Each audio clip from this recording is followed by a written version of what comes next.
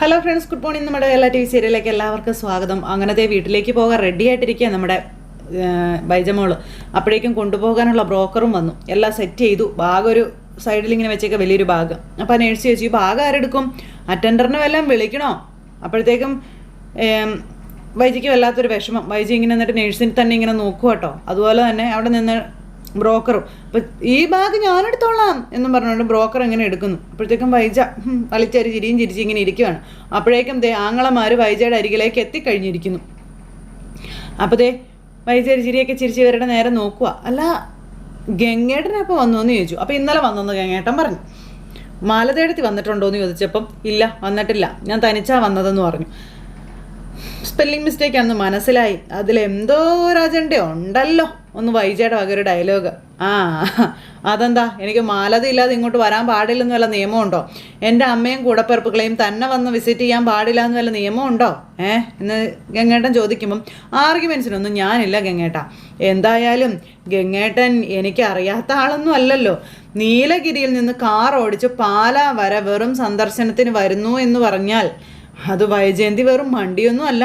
നീ ഡിസ്ചാർജ് ആകുമെന്ന് അറിഞ്ഞ് ഇവിടം വരെ വന്നതാണോ കുഴപ്പം എന്ന നേരം ചോദിക്കുക ഏട്ടൻ അനിയത്തിയോട്. ഒന്നും മിണ്ടിയില്ല, ഒന്നും മിണ്ടാതെ ഇങ്ങനെ നിൽക്കുന്നു. അപ്പോൾ ശിവേട്ടൻ എന്നാ ഒന്നും മിണ്ടാത്തേന്ന് ചോദിച്ചു. എനിക്കെന്ത് പിണക്കമാ നിന്നോട് എന്ന് ശിവൻ. ഹരിയുടെ കാര്യത്തിൽ ഞാൻ അലീനെ പുണ്യവതിയോട് റെക്കമെൻഡേഷൻ നടത്തിയില്ല എന്നുള്ളൊരു പിണക്കം കാണുമല്ലോ. ഞാൻ നിന്നോട് ഹരിക്ക് വേണ്ടി റെക്കമെൻഡ് ചെയ്യാൻ പറഞ്ഞായിരുന്നു. കമല ചോദിച്ചു, നീ പറ്റില്ല എന്ന് പറഞ്ഞു. അത്രയല്ലേ ഉള്ളൂ എന്ന് ചോദിച്ചു. കമലയിടത്തിയുടെ നാവിൽ ശിവേട്ടൻ്റെ മനസ്സും കൂടി ഉണ്ടാകുമെന്ന് എനിക്കറിയാലോ. അപ്പോൾ ആർഗ്യുമെൻറ്റ്സ് ഒക്കെ പിന്നെ ആകാം. ഡിസ്ചാർജിൻ്റെ ഫോർമാലിറ്റീസും കാര്യങ്ങളൊക്കെ കഴിഞ്ഞില്ലേ എന്ന് ചോദിച്ചു ഗംഗേട്ടൻ. കഴിഞ്ഞു, പോകാനുള്ള ടാക്സി പുറത്ത് വെയിറ്റ് ചെയ്യണമെന്ന് പറഞ്ഞു. അപ്പോൾ അതിനെന്തിനാ ടാക്സി, നമ്മുടെ വണ്ടി ഉണ്ടല്ലോ, അതിൽ പോകാമെന്ന് അദ്ദേഹം പറയുമ്പോഴേക്കും അതങ്ങനെ ശരിയാക്കും, ഞാൻ ടാക്സി വിളിച്ചുകൊണ്ട് വന്നിട്ടുണ്ടെന്ന് പറഞ്ഞു ബ്രോക്കർ. എടോ, ഞങ്ങൾ ഇവളുടെ ബ്രദേഴ്സാണ്, അപ്പം ഞങ്ങൾ ഇവളെ ഡിസ്ചാർജ് ചെയ്ത് കൊണ്ടുപോകാൻ വന്നതാ, ഇവിടെ പറഞ്ഞു വിട്ടേക്കാൻ പറഞ്ഞു. ശിവ, നീ ബാഗ് എടുക്കാൻ പറഞ്ഞു. അപ്പോൾ ഗംഗേട്ടാ എന്നും പറഞ്ഞുകൊണ്ട് നമ്മുടെ വൈജ, ഞാൻ വീടെടുത്തിരിക്കുക, ഇത് ബ്രോക്കറാ, അപ്പം ഞങ്ങൾക്ക് ടാക്സി പോകുന്നതാ സൗകര്യം എന്ന് പറഞ്ഞപ്പം തൽക്കാലം നീ എൻ്റെ വണ്ടിയിൽ വന്നാൽ മതി ശിവ എന്ന് പറഞ്ഞു ഗംഗേട്ടൻ അവിടെ നിന്ന് പോയി. അപ്പോൾ ശിവേട്ടൻ ബാഗും എടുത്തു. അല്ല അത് ചേട്ടാ അപ്പോൾ ഇപ്പോൾ എന്നൊക്കെ പറഞ്ഞുകൊണ്ട് നമ്മുടെ ബ്രോക്കറേട്ടൻ അവിടെ നിൽക്കുന്നു. വൈജയ്ക്കൊന്നും പറയാൻ പറ്റാത്തൊരവസ്ഥ, വൈജയെ പെടുത്തി. അത് കഴിഞ്ഞ് കുറച്ച് കഴിഞ്ഞപ്പോൾ വൈജ എന്ന് വണ്ടിയിലും കയറി ഇവർ പോരും കേട്ടോ. വൈജ ആണെങ്കിൽ ഭയങ്കര ഇതായിട്ട് ഇങ്ങനെ ഇരിക്കും. അപ്പോൾ വഴിയൊക്കെ ഇങ്ങനെ നോക്കുക. നിങ്ങൾ രണ്ടുപേരും എന്നെ എങ്ങോട്ടാണ് കൊണ്ടുപോകുന്നത് എന്ന് ചോദിച്ചു. വീട്ടിലേക്കല്ലാണോ കൊണ്ടുപോകുന്നതെന്ന് ചോദിക്കുമ്പം അതെ, വീട്ടിലേക്കാണ് കൊണ്ടുപോകുന്നത്. അപ്പോൾ വൈജയ്ക്ക് സമാധാനം. അതിന് കമലേട്ടത്തിക്ക് സമ്മതമാണോ എൻ്റെ ശിവേട്ടാ? അപ്പം നിന്റെ വീട്ടിൽ കൊണ്ടുപോയി വിടുന്നതിന് കമലയുടെ സമ്മതം എന്തിനാ വൈജ? അതിൻ്റെ ആവശ്യം എന്താണെന്ന് ശിവൻ ചോദിച്ചു. ശിവേട്ടൻ ഏത് വീടാ ഉദ്ദേശിച്ചത്? അവൻ ഉദ്ദേശിച്ചതും ഞങ്ങൾ നിന്നെ കൊണ്ടുവിടാൻ ഉദ്ദേശിക്കുന്നതും ഒരേ ഒരു വീടാ, കടപ്പാട്ടൂരിലെ വീട്. മനസ്സിലായോ എന്ന് ചോദിച്ചു. അപ്പോഴത്തേക്കും വൈജയ്ക്ക് ഭയങ്കര ദേഷ്യം. ഇല്ല, എനിക്ക് താല്പര്യമില്ല അങ്ങോട്ട് പോകാൻ, ഞാൻ അങ്ങോട്ടങ്ങ് പോരുന്നില്ല, എൻ്റെ ആരും ആ വീട്ടിലില്ല, നിന്റെ ഭർത്താവും മക്കളും ആ വീട്ടിലുണ്ടെന്നും നീ അങ്ങോട്ടല്ലാണ്ട് പിന്നെ എങ്ങോട്ടാ പോകേണ്ടത്? നീ എന്തുദ്ദേശത്തിലാണ് വാടക വീടൊക്കെ എടുത്ത് മാറാൻ നോക്കിയത്? അന്നേരം ഭർത്താവ്, നിങ്ങൾ ഈ പറയുന്ന ഭർത്താവിനോടെ ഒരേ ഒരു കാര്യം മാത്രമാണ് ഞാൻ ആവശ്യപ്പെട്ടത്, അവൾ ആ വീട്ടിൽ പറ്റത്തില്ല, അവളുള്ളപ്പോൾ വൈജയന്തി ആ വീട്ടിൽ ഉണ്ടാവില്ല എന്ന്. അത് കേട്ടപ്പോൾ ഇവർക്ക് ചൊറിഞ്ഞു വരുന്നുണ്ട്. അതിന് അയാൾ തന്ന മറുപടി എന്താണെന്ന് അറിയാവോ? ആരുണ്ടെങ്കിലും ഇല്ലെങ്കിലും അലീന ആ വീട്ടിൽ തന്നെ ഉണ്ടാകും എന്ന്. അപ്പം പിന്നെ അയാൾക്ക് ഭാര്യയെക്കാളും സ്വന്തം മക്കളെക്കാളും വലുത് അവളാണെന്നും പറഞ്ഞു. അതുകൊണ്ട് തന്നെ എന്നെ നാണം കെടുത്തി അയാളുടെ അടുത്തേക്ക് ഞാൻ ഇല്ല ഗംഗേട്ടാ എന്നൊക്കെ പറഞ്ഞ് ഭയങ്കര ഡയലോഗ് വണ്ടിയിലിരുന്നു. ശിവേട്ടാ വണ്ടി നിർത്തിയേ എന്നൊക്കെ പറഞ്ഞ് ഭയങ്കര ഉച്ചത്തിൽ. ആ വീട്ടിലേക്ക് ഞാനിനി ഇല്ല എന്ന് ഞാൻ തീരുമാനിച്ചു കഴിഞ്ഞ കാര്യമാണ്, പല ആവർത്തി ഞാനത് പറഞ്ഞതല്ലേ എന്നൊക്കെ ചോദിക്കുവാണ്. അതെല്ലാം ശിവൻ എന്നെ വിളിച്ച് പറഞ്ഞായിരുന്നു. ഒരു കുടുംബമാണ് ഇല്ലാണ്ടാകാൻ പോകുന്നത്, നീ വേറെ വീടെടുത്ത് മാറുന്നത് ശരിയല്ല വൈജ എന്ന് പറഞ്ഞപ്പം നിങ്ങൾക്കാർക്കും അത് ശരിയായിട്ട് തോന്നത്തില്ല. പക്ഷേ എനിക്കത് ശരിയാ, 100% ശരി. എൻ്റെ ശരികളാണ് എൻ്റെ തീരുമാനങ്ങളെന്നൊക്കെ പറയുമ്പം നിനക്ക് മാത്രമേ അങ്ങനെ തോന്നത്തുള്ളൂ എന്ന് ഗംഗേട്ടൻ അന്നേരം പറഞ്ഞു. അല്ലെങ്കിൽ തന്നെ നീ ഒന്ന് ആലോചിച്ച് നോക്കിക്കേ, നിൻ്റെ മകന് ഒരമ്മയെ ഏറ്റവും അടുത്ത സപ്പോർട്ട് വേണ്ടുന്ന സമയമാണിത്. നിൻ്റെ പെൺമക്കൾക്ക് നിൻ്റെ സാമീപ്യം എത്രയും പെട്ടെന്ന് കിട്ടേണ്ട സമയം. അവരെക്കുറിച്ച് നീ ചിന്തിക്കുന്നുണ്ടോ? നിൻ്റെ ശരികളല്ലാതെ നീ എന്തെങ്കിലും ചിന്തിച്ചിട്ടുണ്ടോ എന്ന് ചോദിച്ചു. ഞാൻ അവരെ കൊണ്ട് ചിന്തിക്കാറുണ്ട്, അവർക്ക് വേണ്ടി എന്തൊക്കെ ചെയ്യണമെന്ന് തീരുമാനിച്ചിട്ട് കൂടിയാണ് ഞാൻ ആ വാടക വീട് എടുത്തത് എന്നൊക്കെ വൈജമോളിരുന്ന് ഇങ്ങനെ ഇവരോട് പറയണു. പിന്നെ രോഹിത്തിനെയും ബബിതയെയും ഞാൻ അങ്ങോട്ട് കൊണ്ടുപോയേനെ. അപ്പം കൃഷ്ണമോളോ? അവൾ അച്ഛൻ്റെ കൊച്ചല്ലേ. ബാലചന്ദ്രൻ്റെ തീരുമാനങ്ങളാണ് അവൾക്ക് വലുത്. അവൾ എൻ്റെ കൂടെ വരാൻ തയ്യാറായിരുന്നെങ്കിൽ എനിക്ക് യാതൊരു പ്രശ്നവും ഇല്ല. ഞാനും എൻ്റെ മക്കളും ഒരുമിച്ച് നിന്നേനെ എന്ന് വൈജ പറയുന്നു. കൂട്ടത്തിൽ ഇത്തിരിയെങ്കിലും ബോധം അവൾക്കുണ്ട്. അതുകൊണ്ട് അവൾ ബാലചന്ദ്രൻ്റെ തീരുമാനങ്ങൾക്ക് വില കൊടുക്കുന്നതെന്ന കാര്യം ഗംഗേട്ടൻ അന്നേരം പറയൂ കേട്ടോ. നീ എന്നാ വിചാരിച്ചു വെച്ചേക്കുക വൈജയ്? നിന്റെ മക്കളുടെ മാനസികാവസ്ഥ എന്താണെന്ന് നിനക്കറിയാവോ എന്ന് ശിവേട്ടൻ അന്നേരം ചോദിച്ചു. രോഹിത് ജാമ്യം കിട്ടിയതിന് ശേഷം പിന്നീട് ഒരു വാക്ക് സംസാരിച്ചിട്ടില്ല. നിന്നോട് സംസാരിച്ചോ? നിന്നെ ഒന്ന് വിളിക്കുകയെങ്കിലും ചെയ്തോ? അപ്പം അതൊക്കെ ശരിയാണല്ലോ എന്ന് വൈജമോളിരുന്ന് ഇങ്ങനെ ആലോചിക്കുവാണ്. ബബിത ഇതുവരെ കോളേജിലും പോയി തുടങ്ങിയിട്ടില്ല. അവൾക്ക് നാണക്കേട് കാരണം പുറത്തിറങ്ങാൻ വയ്യെന്ന് അവൾ പറയുന്നത്. രോഹിയാണെങ്കിൽ ആരോടും സംസാരിക്കുന്നതും ഇല്ല. നിനക്ക് നിൻ്റെ ഫുൾ സ്ട്രെങ്ത്തായി വരാൻ ഇനിയും ഫിസിയോതെറാപ്പിയും ഒക്കെ ആയിട്ട് ഇനിയും ടൈമും കാര്യങ്ങളും എടുക്കും. അതുവരെ നിങ്ങൾ 3 പേരും മുഖത്തോട് മുഖം നോക്കി വീട്ടിലെന്താ വെറുതെ ഇരിക്കുമെന്ന് ഗംഗേട്ടൻ ചോദിച്ചു. അപ്പോൾ വൈജയ്ക്ക് മറുപടിയില്ല. അതല്ലാതെ വേറൊന്നും ചെയ്യാൻ നിന്നെക്കൊണ്ട് സാധിക്കുമോ എന്ന് ചോദിച്ചു. പിന്നെ അതുകൊണ്ടൊക്കെയാണ് നിന്നെ ഞങ്ങൾ കടപ്പാട്ടൂര് കൊണ്ടുപോയി ആക്കുന്നത്. അത് നീ മനസ്സിലാക്കുക. ആക്കാനുള്ള തീരുമാനം എടുത്തതും അതുകൊണ്ട് തന്നെയാണ്. ആ തീരുമാനം നടപ്പിലാക്കാൻ വേണ്ടിയിട്ടാണ് ഞാൻ വന്നതും. രോഹിത്തിന് വേണ്ടിയെങ്കിലും നീ ഇപ്പോൾ അവിടെ ചെല്ലേണ്ടത് ആവശ്യമാണെന്ന് പറഞ്ഞു. എനിക്കിപ്പോൾ എന്തായാലും ഇതിനകത്തൊന്നും ചാടാൻ പറ്റത്തില്ലല്ലോ. തീരുമാനം എടുത്ത് വണ്ടി കയറ്റിയത് നിങ്ങളാണല്ലോ എന്ന് വൈജ പറഞ്ഞപ്പം ചാടണോ വേണ്ടയോ അതൊക്കെ നിൻ്റെ ഇഷ്ടമുള്ള കാര്യമാണ്. ഞങ്ങളൊന്നും പറയുന്നില്ല. ഇപ്പോഴത്തെ അവസ്ഥയിലേ നീ വാടക വീട്ടിൽ പോകുന്നതിനേക്കാളും എനിക്ക് താല്പര്യം നീ ആശുപത്രിയിൽ കിടക്കുന്നത് തന്നെയായിരുന്നെന്ന് പറഞ്ഞപ്പം അതാണ് കാര്യം. നിങ്ങൾക്ക് നിങ്ങളുടെ മാനം അഭിമാനമാണല്ലോ വലുതല്ലേ എന്ന് വൈജ ചോദിക്കുകയാണ് തിരിച്ച്. എൻ്റെ അഭിമാനത്തിന് ഒരു വിലയും ഇല്ലല്ലേ എന്ന് ചോദിച്ചു. എന്നെ വേണ്ടാന്ന് പറഞ്ഞ് എന്നെ തള്ളിക്കളഞ്ഞ ആൾക്കാരുടെ മുന്നിലേക്ക് തന്നെ എന്നെ കൊണ്ടുവന്ന് തള്ളിവിടണം. അങ്ങനെ ഇവിടെ ആരെങ്കിലും പറഞ്ഞോ നിന്നോട്? നിന്റെ മക്കൾക്ക് നിന്നെ ഏറ്റവും ആവശ്യമായ സമയമാണിത്. അത് മനസ്സിലാക്കിയത് കൊണ്ട് തന്നെയാണ് നിന്നെ ഞങ്ങൾ ആ വീട്ടിലേക്ക് തിരിച്ചു കൊണ്ടുപോയി വിടാൻ ഉദ്ദേശിക്കുന്നതും. അതെനിക്ക് ശിവേട്ടൻ പറഞ്ഞപ്പോൾ തന്നെ കാര്യം മനസ്സിലായി. ഞാൻ വാടക വീട്ടിലേക്ക് പോകുന്നതിനേക്കാളും നല്ലത് ഹോസ്പിറ്റലിൽ കിടക്കുന്നത് തന്നെയാണെന്ന്. എൻ്റെ പൊന്നു വൈജയ്, ഞാൻ അറിയാതെ പറഞ്ഞു പോയതാ. നിരുപാധികം മാപ്പാക്ക് എന്നൊക്കെ ശിവേട്ടനും അന്നേരം തിരിച്ചു പറഞ്ഞു. വൈജയ്ക്ക് ഇതൊക്കെ കേട്ടിട്ട് അങ്ങ് കലിപ്പ് കാരണം ഒരു രക്ഷയില്ല. നീ നിൻ്റെ കുഞ്ഞുങ്ങളുടെ കാര്യം മാത്രം ആലോചിക്കുക. നീ എന്ന സ്വാർത്ഥത തൽക്കാലം നീ മാറ്റിവെക്ക്. അപ്പം തന്നെ പകുതി പ്രശ്നങ്ങൾ തീരുമെന്ന് പറഞ്ഞപ്പം അല്ലെങ്കിലും ഞാനാണല്ലോ പ്രശ്നക്കാരി, ഞാനാണല്ലോ എല്ലാത്തിനും കാരണം എന്നൊക്കെ പറഞ്ഞു വൈജ ഇങ്ങനെ ഇരുന്ന് പെറുപെറുക്കുക. നീ എന്തെങ്കിലും പറഞ്ഞായിരുന്നോ എന്ന് ഗംഗേട്ടൻ ചോദിച്ചപ്പം ഞാൻ അങ്ങ് ഒന്നും പറഞ്ഞില്ലേ എന്നും പറഞ്ഞ് വൈജ അങ്ങനെ തർക്കുത്തരവും പറഞ്ഞ് അവിടെ ഇരിക്കുവാണ്. നേരെ എന്നിട്ട് ഇവർ ബാലൻ്റെ വീട്ടുമുറ്റത്തേക്ക് ചെന്ന് കയറുന്നു. അവിടെ ചെന്നപ്പോൾ വൈജയ്ക്ക് ഇറങ്ങാൻ ഭയങ്കര മടി. നീ എന്താ വണ്ടിയിൽ നിന്ന് ഇറങ്ങാത്തെ? ഏതോ അന്യൻ്റെ വീട്ടിൽ ചെന്നതുപോലെ. നിൻ്റെ വീടല്ലേ ഇത്, നിനക്ക് ഇറങ്ങിയാലെന്താ? അല്ല, എൻ്റെ അല്ല, അലീനയുടെ വീടാണെന്ന് വൈജ പറഞ്ഞു. എൻ്റെയൊക്കെ ആയിരുന്നു. അവൾ എൻ്റെ ഭർത്താവിനെ കൈവശപ്പെടുത്തുന്നതിന് മുമ്പ്. ദേഷ്യം വരാൻ തുടങ്ങി ആങ്ങളമാർക്ക്.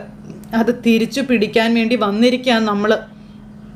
എനിക്ക് തിരിച്ചു പിടിക്കണ്ട എടി. വാശിയേക്കാളും വലുതാണ് അവനവൻ്റെ കുടുംബം. അതാദ്യം മനസ്സിലാക്കുക. ആ വിചാരം ബാലചന്ദ്രനില്ലല്ലോ, പിന്നെ എനിക്ക് മാത്രം എന്നാത്തിനാ? നീ മനസ്സ് വെച്ചാൽ ഈ വീട് ഒരു സ്വർഗമാക്കി മാറ്റാവുന്നതേ ഉള്ളൂ എന്ന കാര്യം പറയുമ്പം ബാലചന്ദ്രൻ മനസ്സ് വെച്ചാലും അത് സാധിക്കുമായിരുന്നു എന്ന് വൈജ. അയാളല്ല മാറേണ്ടത്, നീയാണെന്ന് ഗംഗേട്ടൻ പറയാം. അതെന്താ എത്ര പറഞ്ഞിട്ട് നിനക്ക് മനസ്സിലാവാത്തതെന്ന് ചോദിക്കുമ്പോൾ ഞാൻ മാറാൻ തയ്യാറായല്ലോ, അതിനു വേണ്ടിയാണ് ഞാൻ വാടക വീട് എടുത്തതെന്ന് വൈജ പറഞ്ഞപ്പം നീ എന്താ സെൽഫ് റെസ്പെക്റ്റ് ഇല്ലാത്തവരാണ് മറ്റുള്ളവരെ ഫൂളാക്കാൻ ശ്രമിച്ചുകൊണ്ടിരിക്കുന്നതെന്ന് പറഞ്ഞ് ഗംഗേട്ടൻ ശരിക്കും 4 ഡോസും അങ്ങ് കൊടുത്തു വൈജയ്ക്ക്.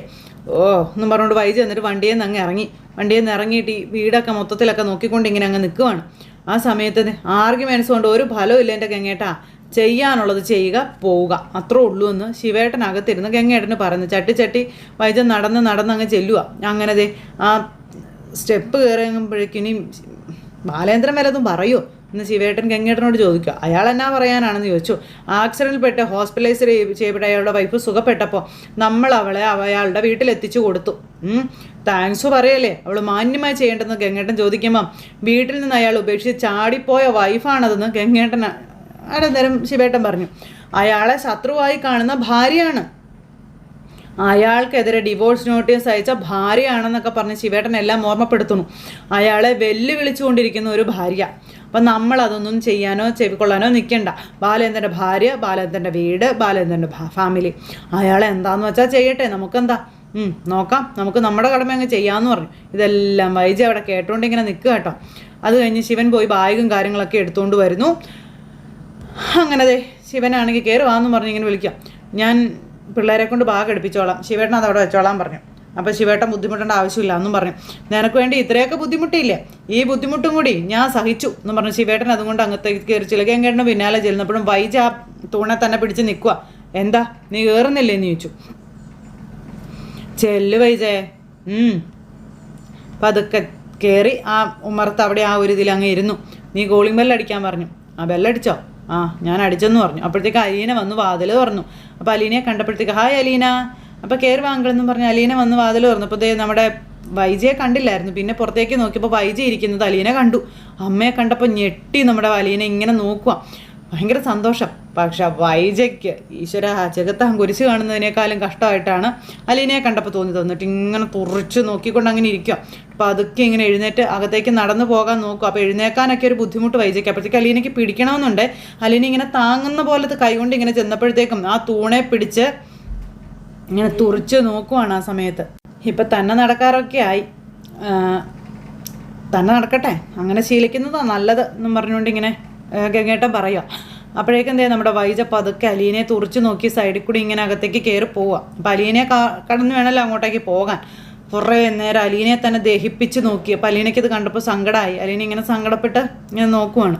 അങ്ങനെ സങ്കടപ്പെട്ട് നോക്കി അലീന അവിടെ തന്നെ നിൽക്കുന്നു. വൈജ പതുക്കെ പമ്മി അകത്തേക്ക് ചെല്ലുന്നു.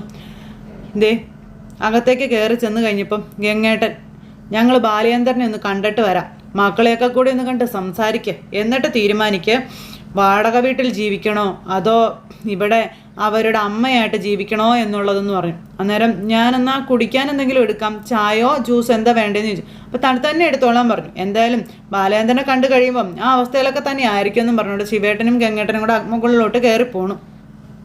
വൈജ അന്നേരം അലീന ഇങ്ങനെ നോക്കിയിട്ട് തിരിഞ്ഞ് തന്നെ നിൽക്കും കേട്ടോ. അപ്പോൾ അലീന വൈജയുടെ അടുത്തേക്ക് ചെന്നു.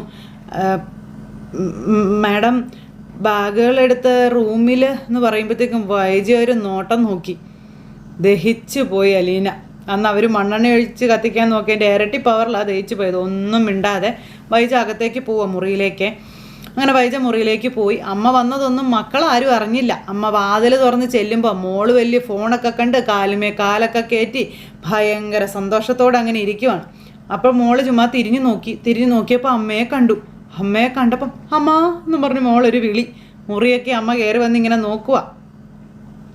അപ്പം മോളുടെ തോന്നിവാസമായിരുന്നല്ല ആ മുറിക്കകത്ത്. മുറിയുടെ കിടപ്പൊക്കെ കണ്ടു കഴിഞ്ഞപ്പോഴത്തേക്ക് അമ്മ ഞെട്ടിപ്പോയി. എന്തുവാടി ഇത് ഈ മുറി കാണിച്ചിട്ടേക്കുന്നത്? കാരണം എല്ലാം വലിച്ച് വാരി ഉടുത്തതും ഉടുക്കാത്തതും അവിടെ. അപ്പം എന്തോന്നാടി നീ കാണിച്ചിട്ടേക്കണേന്ന് ചോദിച്ചു. എൻ്റെ മുറി തന്നെയാണോടി ഇതെന്ന് ചോദിക്കുക. അന്നേരം അമ്മ ഇവിടെ ഇല്ലായിരുന്നല്ലോ, ഈ റൂം വെറുതെ കിടക്കുമായിരുന്നല്ലോ. അപ്പോൾ ഞാനോർത്തു അമ്മ ഹോസ്പിറ്റലിൽ കിടന്ന് ചത്തു പോകുന്നല്ലേടി എന്ന് വൈജ മോളോട് ചോദിക്കുക. ഉടനെ അമ്മയുടെ മുറിയിലേക്ക് ഇടിച്ചു കയറി അതങ്ങ് കൈവശപ്പെടുത്തിയല്ലേടി ചോദിക്കുമ്പം ഞാനൊന്നും ചെയ്തില്ല അമ്മ, ജസ്റ്റ് കിടന്നത് മാത്രമേ ഉള്ളൂ എന്ന് പറയുമ്പോൾ, എടി ഒരു പോത്തിനെയും 2 എരുമയും ഒരു പശുവിനെയും കൂടെ കൊണ്ടുവന്ന് കെട്ടിക്കൂടായിരുന്നു ഒരു മൂലക്കോട്ട്? തൊഴുത്തായിരുന്നെങ്കിലും പറയായിരുന്നല്ലോടി. നിൻ്റെ അണ്ടർ ഗാർമെൻറ്റ്സ് ഇടാനുള്ളതാണോടി കട്ടിൻ്റെ? നിന്നെ ഉണ്ടല്ലോ അതെല്ലാം ഞാനിപ്പോൾ എടുത്ത് മാറ്റിക്കോളാം. അമ്മ വരുന്നുണ്ടെന്ന് ഞാൻ അറിഞ്ഞില്ലല്ലോ, ഒന്ന് വിളിച്ചു പറയണ്ടേ? അപ്പോഴേക്കും അമ്മയ്ക്ക് കയ്യിൽ നിന്ന് പോയി. മുറിയിലേക്ക് കയറി ചെന്ന് അമ്മ അന്തം വിട്ടിങ്ങനെ നിൽക്കുവാണ്. ഇതൊക്കെ കൊണ്ട് കലി കാരണം ഒരു രക്ഷയും ഇല്ല. മകളാണെങ്കിൽ അമ്മേനെ തൂത്തും തലയോടി ഇങ്ങനെ സോപ്പിട്ട് ഇങ്ങനെ നിൽക്കുക. അത് കഴിഞ്ഞതേ ബാത്റൂമും അങ്ങോട്ടും ഇങ്ങോട്ടൊക്കെ കയറി ചെന്നു. അപ്പോൾ അങ്ങനെ നമ്മുടെ അമ്മ ബാത്റൂമൊക്കെ ചെന്ന് നോക്കി കണ്ടുകൊണ്ട് നിൽക്കുമ്പം അമ്മ എന്നെ ഇങ്ങനെ നടക്കുന്നേ എന്ന് ബബിത ചോദിക്കുക. ഞാനേ ഒളിമ്പിക്സിൽ ഓടാൻ പോയിട്ടേ സ്വർണവും മേടിച്ചുകൊണ്ട് വന്നിരിക്കുകയല്ലേ, അപ്പം കലേ ചെറുതായിട്ടൊന്ന് ഉളിക്കിയതാണെന്ന് വൈജ ഇങ്ങനെ ബബിതയോട് പറയണു. ബബിത നേരം തലയും കുനിച്ച് ഇങ്ങനെ നിൽക്കുക. ഓ എന്തിനെന്നുള്ള രീതിയിൽ വൈജ ഇങ്ങനെ പറയുന്നു. അതിന് ശേഷം ബാത്റൂം തുറന്ന് നോക്കിയപ്പോൾ അയ്യോ കിടക്കണത് കണ്ടിട്ട് വൈജയ്ക്ക് പെറ്റ തള്ള സഹിക്കുന്നില്ല. വൈജ ഇതൊക്കെ കൊണ്ട് ഇത് എന്തുവാടി ഇത്? എൻ്റെ പൊന്നെ, മുനിസിപ്പാലിറ്റിയുടെ മൂത്രപ്പുരയോ? വന്നതേ തുടങ്ങി കുറ്റം പറച്ചില്ലെന്ന് പറയുമ്പം ആരാടി വന്നത്? ഞാൻ ഇങ്ങോട്ട് വന്നതൊന്നുമല്ല. അപ്പം പിന്നെ ഇത് ആരാ എന്ന് ചോദിച്ചപ്പോൾ ഞാൻ വാടക വീടെടുത്ത് അതിൻ്റെ താക്കോലും വാങ്ങിച്ച് വണ്ടിയും വിളിച്ച് അങ്ങോട്ട് ചെന്ന് കയറാനിരുന്നവളാ. അങ്ങനെയാണല്ലോ അമ്മ എന്നോടും പറഞ്ഞത്. പിന്നെന്താ ഇപ്പം എന്നാ പറ്റി? ശിവേട്ടനും ഗംഗേട്ടനും കൂടി ബലമായിട്ട് പിടിച്ച് കാറിൽ കയറ്റി കൊണ്ടുവന്നതാണെന്ന് പറഞ്ഞു. അമ്മയ്ക്ക് പറയായിരുന്നില്ലേ പറ്റത്തില്ല എന്ന്? അപ്പോൾ ഗംഗേട്ടനുള്ളത് കൊണ്ട് മാത്രമാണ്, ഇല്ലെങ്കിൽ എനിക്ക് എന്നും പറഞ്ഞ് ഇങ്ങനെ നിൽക്കുമ്പോൾ ഇവിടെ തന്നെ അങ്ങ് താമസിക്കമ്മേ, അതല്ലേ നല്ലതെന്ന് ബബിത മോള് ചോദിക്കുക. അപ്പോൾ അവളില്ലേ ഇവിടെ, അല്ലേനി എന്ന് പറയുന്നവൾ, അവൾ ഇവിടെ ഉണ്ടെങ്കിൽ ഞാനിവിടെ ഇല്ല എന്ന് കണക്ക് കൂട്ടിയാൽ മതി എന്ന് അമ്മ പറഞ്ഞപ്പം ഏതായാലും വന്നു പോയില്ലേ. ഗംഗേട്ടനും ശിവേട്ടനും ഈ വീട്ടുമുറ്റത്ത് കാവലിരിക്കാൻ പറ്റുമോ? അവരിവിടുന്ന് തിരിച്ചു പോകുന്ന ദിവസം ഞാനിവിടെ നിന്ന് ഇറങ്ങിയിരിക്കുമെന്ന് വൈജ. എന്നെ തോൽപ്പിക്കാൻ ആരും നോക്കണ്ട എന്നൊക്കെ പറഞ്ഞപ്പോഴത്തേക്കും നമ്മുടെ ബബിത ഭയങ്കര ചിരി. അപ്പം എന്നെ അടി നീ വിളിക്കണേന്ന് ചോദിച്ചു. തമാശ കേട്ടിട്ടേ, ആരാടി ഇപ്പോൾ ഇവിടെ തമാശ പറഞ്ഞത്? അമ്മ ഇനി എവിടെയും തോക്കാൻ ബാക്കിയുള്ളത് അമ്മയെന്ന് ചോദിച്ചു. അത് കേട്ടപ്പോൾ കാണിച്ചു തരാടി, ഞാൻ എല്ലാവരെയും ഞാൻ കാണിച്ചു തരാം. എല്ലാത്തരായിട്ടും ഞാൻ വെച്ചിട്ടുണ്ട്. അവിടെ ഇരുന്ന് കിണിച്ചോണ്ടിരിക്കുന്നത് പോയി എടുത്തോണ്ട് പാടി എൻ്റെ പെട്ടിമാകും, എന്നെ കൊണ്ട് ചുമക്കാൻ വയ്യാഞ്ഞിട്ടാ, നടക്കാൻ തന്നെ പാടാണെന്ന് വൈജ. ഇപ്പം കൊണ്ടുവരാമെന്ന് ബബിത. എടി ചെല്ലടി എന്നും പറഞ്ഞുകൊണ്ട് മോളെ പറഞ്ഞു വിട്ടു. മുറിയുടെ അവസ്ഥ കണ്ട് എൻ്റെ ഈശ്വരാന്നും പറഞ്ഞുകൊണ്ട് ഇങ്ങനെ ഇരിക്കുകയാണ്. അറപ്പായിട്ട് പാടില്ല അമ്മയ്ക്ക്. കുറച്ച് കഴിഞ്ഞപ്പോഴത്തേക്കും നമ്മുടെ ബാലൻ്റെ റൂമിൻ്റെ അവിടെ ചെന്നു ഇവർ രണ്ടുപേരും. അപ്പം ഇതിലേതാ ബാലൻ്റെ മുറി എന്നീ ഗംഗേട്ടൻ ചോദിച്ചു. അപ്പോൾ ദാ അവിടെയാണെന്നും പറഞ്ഞുകൊണ്ട് ശിവേട്ടൻ കാണിച്ചു കൊടുത്തു. അപ്പോൾ എനിക്കിതൊന്നും ഓർമ്മ നിൽക്കുന്നില്ല, നീ അയാളെ വിളിക്കാൻ പറഞ്ഞു. അങ്ങനെ ശിവൻ ചെന്ന് ബാലൻ്റെ റൂമിൽ കൊട്ടി. വൈജയനേക്കാളും എത്രയോ ഭേദമാണ് ബാലേന്ദ്രൻ എന്നും പറഞ്ഞുകൊണ്ട് ഇങ്ങനെ ഗംഗേട്ടൻ പറയാം. അപ്പോൾ അതേ ബാലേട്ടൻ വാഷ്റൂമിലായിരുന്നു. അപ്പോൾ ഇറങ്ങി വന്നു, ഒച്ചയിട്ട് വാതിൽ തുറന്നു. അപ്പോൾ ഇവരെ കണ്ടപ്പോൾ ഇതാരൊക്കെയാ? മൂത്താങ്ങളമാർ രണ്ടുപേരും ഉണ്ടല്ലോ, എന്താണാവോ വിശേഷിച്ച്? പെങ്ങൾ പ്രസവിച്ചോ എന്നൊക്കെ ഇങ്ങനെ ചോദിക്കും കേട്ടോ. അത് കേട്ടപ്പോൾ ഇവർ വല്ലാതായി. വീട്ടിൽ വല്ലപ്പോഴും വരുന്ന അതിഥികളോട് ഇങ്ങനെയാണോ ബാലേന്ദ്രൻ നീ പെരുമാറുന്നത്? അയ്യോ അതിഥികളോ? നിങ്ങളെൻ്റെ പ്രിയപ്പെട്ട അളിയന്മാരല്ലേ എന്ന് ചോദിച്ചു. അതെ, വാ വാ വാ കയറി വാ എന്നും പറഞ്ഞ് ബാലൻ ഇവരെ അകത്തേക്ക് വിളിക്കുക. അപ്പോൾ ഉപചാരത്തിന് വേണ്ടിയെങ്കിലും ഒരു ഭംഗിവാക്ക്, എപ്പോൾ വന്നു, എങ്ങനെ വന്നു, ഇതൊരു സർപ്രൈസ് വിസിറ്റ് ആണല്ലോ, ഇങ്ങനെയൊക്കെയല്ലേ മനുഷ്യർ തമ്മിൽ ഇടപെടുന്നേ, പ്രത്യേകിച്ച് ബന്ധുക്കൾ തമ്മിൽ എന്ന് ചോദിച്ചപ്പം ഞാൻ അങ്ങനെയൊക്കെ ആയിരുന്നു. ഒരുപാട് ഭംഗിവാക്കൊക്കെ ഞാൻ പറഞ്ഞിട്ടുണ്ട്, സ്നേഹിക്കുകയും ബഹുമാനിക്കുകയും ഉപചാര വാക്കുകൾ പറഞ്ഞൊക്കെ ഒരുപാട് സ്വീകരിക്കുകയും ചെയ്തിട്ടുണ്ട്. ഇല്ലേ? ഇല്ലെങ്കിൽ ഇല്ല എന്ന് തന്നെ പറയണം. ഉണ്ട്, അതൊക്കെ സമ്മതിച്ചു. പക്ഷേ നിങ്ങളെന്നെ പൊട്ടം കളിപ്പിക്കുകയായിരുന്നു എന്നൊന്നും അന്ന് ഞാൻ അറിഞ്ഞിരുന്നില്ല എന്നും ഇപ്പോൾ എല്ലാം അറിയാവുന്ന ബാലചന്ദ്രനാണ് നിങ്ങളുടെ മുന്നിൽ നിൽക്കുന്നതെന്നുള്ള കാര്യവും ബാലേട്ടൻ പറഞ്ഞു. കാപട്യം മനസ്സിലൊളിപ്പിച്ച് പുറമേ ചിരിച്ചും ഭംഗിവാക്കും പറഞ്ഞ് നടക്കാൻ നിങ്ങൾക്കൊക്കെ ഈസി ആയിരിക്കും. പക്ഷേ ഞാൻ അത്രയ്ക്കൊന്നും അഭിനയിക്കാൻ പഠിച്ചിട്ടില്ല എന്ന് ബാലേട്ടൻ പറഞ്ഞു. വ്യഭിചരിച്ച് ജീവിച്ച പെങ്ങളെയും ബോണസായിട്ടുള്ള മകളെയും നിങ്ങളെ എനിക്ക് സമ്മാനമായിട്ട് തന്നതിൻ്റെ ഷോക്ക് എനിക്കിതുവരെ മാറിയിട്ടില്ല എന്നും ബാലൻ അങ്ങ് പറയുമ്പോൾ ആങ്ങളമാരുടെ തൊലി ഉരിഞ്ഞിട്ട് ആ നിലത്തോടെ അങ്ങ് വീണു. അങ്ങനെ നിൽക്കുകയാണ്. അപ്പോൾ അങ്ങനെ ഒരു സിറ്റുവേഷൻ കാണിച്ച് ഇന്നത്തെ കഥ അവസാനിച്ചു. അപ്പോൾ എല്ലാവരും കാത്തിരുന്ന് കാണണം കേട്ടോ. എല്ലാവർക്കും നല്ലൊരു ദിവസം ആശംസിക്കുകയാണ്. എല്ലാവരും തരുന്ന സപ്പോർട്ടിനും സ്നേഹത്തിനും ഒത്തിരി നന്ദി ഹൃദയത്തിൻ്റെ ഭാഷയിൽ അറിയിക്കുന്നു. വീണ്ടും കാണുന്നത് വരെ എല്ലാവർക്കും ടാറ്റാ.